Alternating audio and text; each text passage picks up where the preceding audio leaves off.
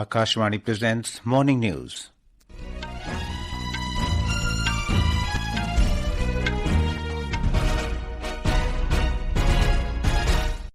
Good morning, I'm Naresh Mago.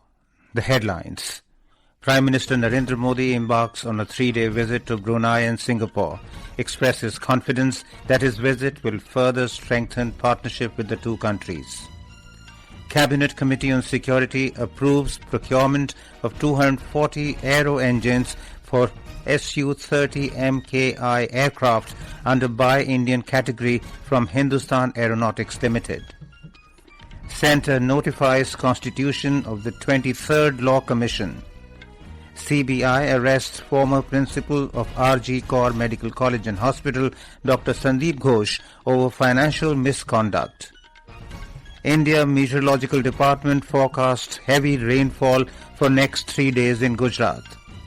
And Indian athlete Sumit Antil wins gold medal in Javelin throw at the Paris Paralympics. India's total medal count rises to 15, including 3 gold.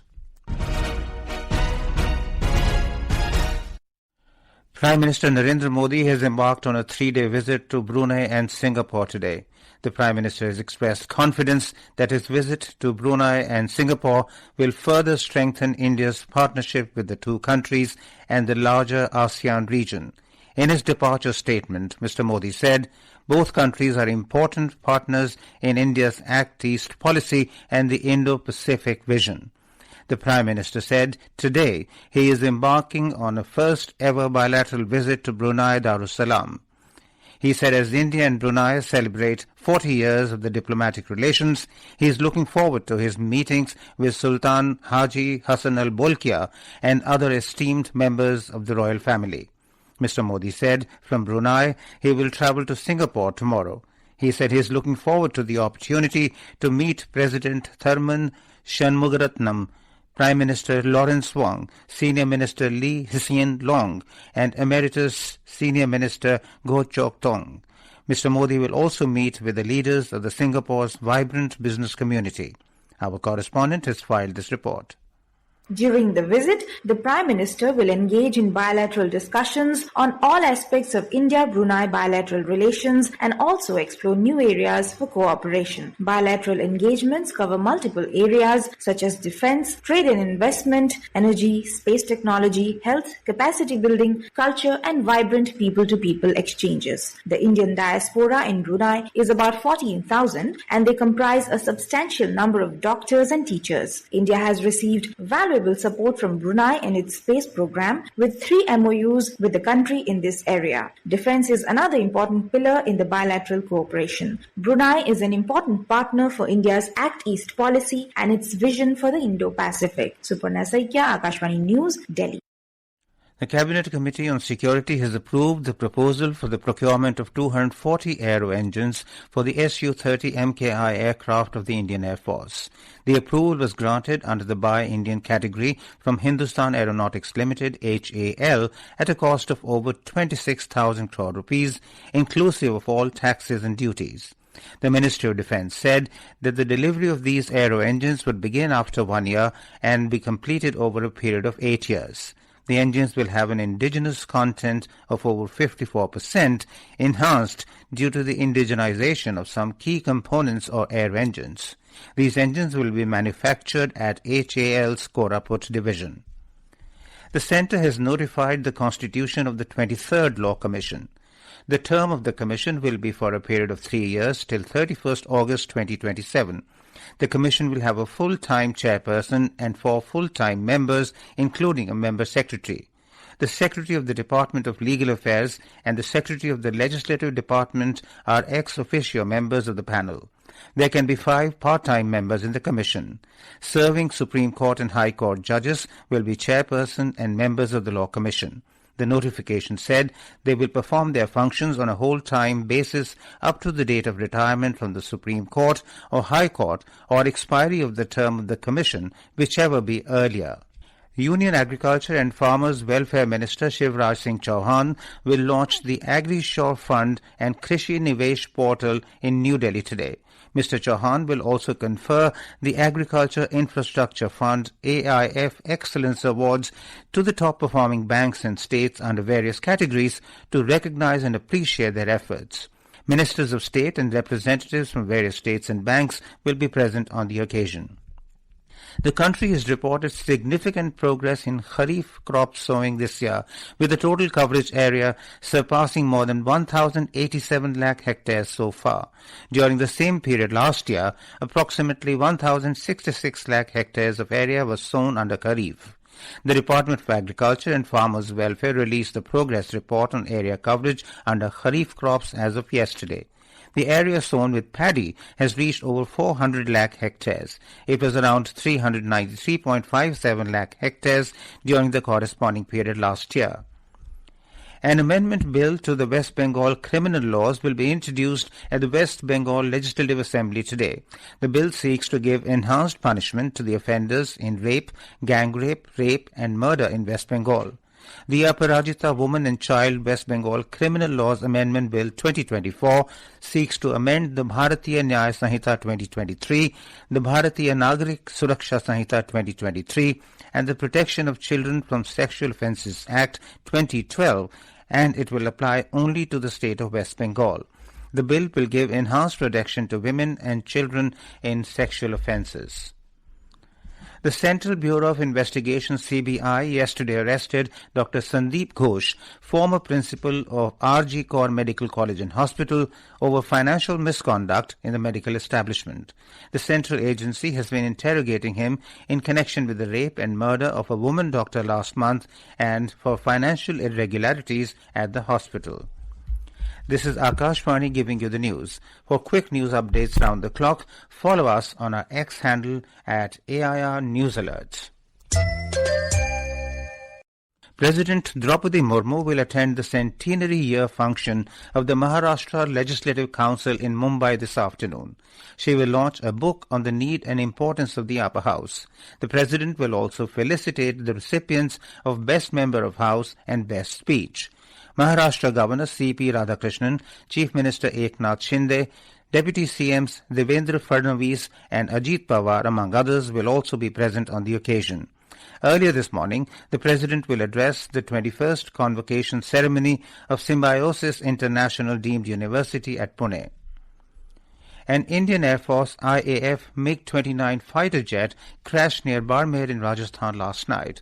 The IAF said the fighter plane encountered a critical technical snag during a routine night training mission, forcing the pilot to eject. It added that the pilot was safe and no loss of life or property was reported. A court of inquiry has been ordered by the IAF in this matter. The Press Information Bureau PIB's fact-check unit has denied the rumors about an alleged notice issued by LIC that it is going to withdraw all insurance products and plans for revision by the end of this month. The counterfeit notice claimed that the revision will bring a change in premium and policy terms and conditions. The fact-check unit said that the claim is fake and no such notice has been issued by the insurance agency. The IMD has predicted heavy rainfall in Gujarat over the next 3 days. A red alert for very heavy rainfall has been issued for Surat and Bharuch districts today.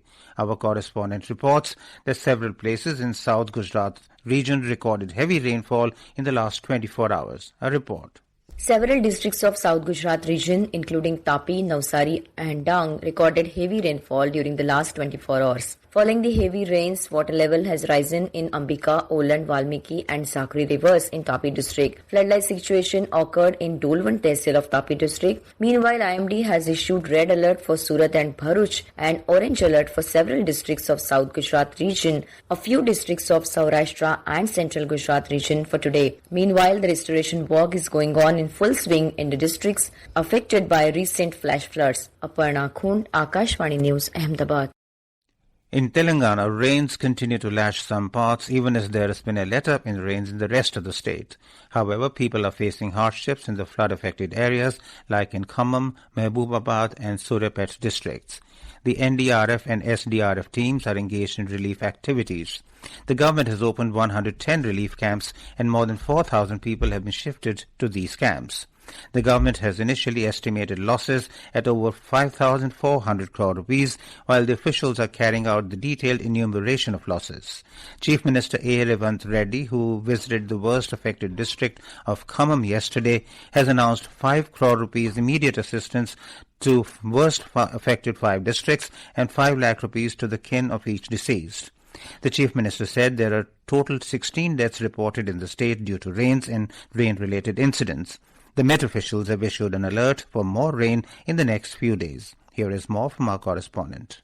Despite some respite from the rain, people are facing hardships, especially in the rain-affected areas. Though the flood water receded, they are still grappling with challenges like removing mud from their houses, damaged household belongings for safe drinking water and food, mainly in the areas near Munneru stream in Khammam district. The government has announced 10,000 rupees assistance to each family as immediate relief, while farmers whose crops damaged will be provided 10,000 rupees. Besides, 50,000 rupees towards loss of cattle and 5,000 rupees to sheep. Meanwhile, the authorities are taking measures to prevent spread of communicable diseases in the flood-affected areas. Lakshmi, Akashvani News, Hyderabad. In sports news, at Paris Paralympics 2024, India's medal count saw a major boost on day 5 yesterday, jumping to the 15th spot in the tally with a total of as many medals.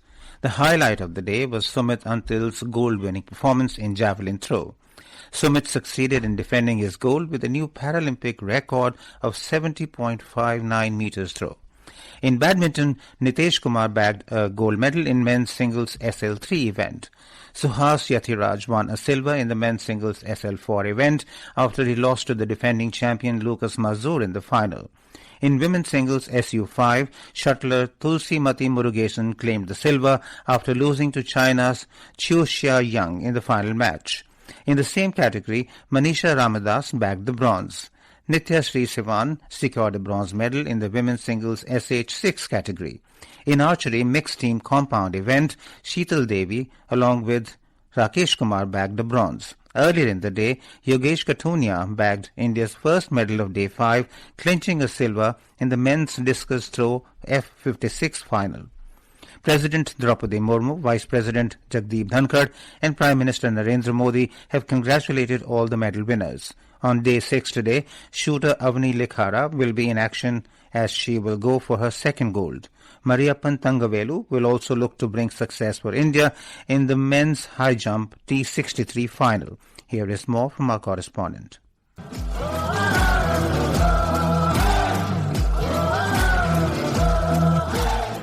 After a day full of reigning medals for Indian para-athletes, the day 6 might bring more glory to the nation with several medal events lined up for today. Team India will eye medals in various events including shooting, archery and athletics. Shooters Avni Lekhara and Mona Agarwal will be in action in the women's 50-meter rifle 3 positions SH1 event, while archer Pooja will feature in the women's recurve event. Bhagyashree Jadhav will go for medal in the women's shot put F34 final. Moreover, in the men's high jump T63 final, Mariyappan Thangavelu, Shailesh Kumar and Sharad Kumar will try to further boost India's medal tally. Don't miss to cheer for our athletes by catching the live telecast of the Paris Paralympics on DD Sports. And now for a look at today's newspapers, it's over to Renu Kataria. Thank you, Naresh. The Hindu Business Line has noted on its front page the story about the cabinet clearing 7 key farm sector schemes with 14,000 crore rupees outlay. Bulldozer justice must stop, says Supreme Court will lay guidelines, reports the Asian Age. INB summons Netflix content head over IC 814, says the Times of India. And finally, Business Standard quotes of Fortune India Waterfield Advisors report that the wealth of India's dollar billionaires rose 50% in just under 3 years, with one woman in top 10. And with that, it's back to you, Naresh. Thank you, Renu. And now, before we end the bulletin, the headlines once again. Prime Minister Narendra Modi embarks on a 3-day visit to Brunei and Singapore. Expresses confidence that his visit will further strengthen partnership with the two countries. Cabinet Committee on Security approves procurement of 240 aero-engines for Su-30 MKI aircraft of Indian Air Force. Centre notifies constitution of the 23rd Law Commission. CBI arrests former principal of RG Kaur Medical College and Hospital, Dr. Sandip Ghosh, over financial misconduct. And Indian athlete Sumit Antil wins gold medal in javelin throw at the Paris Paralympics. And with that, we end the morning news. Have a nice day.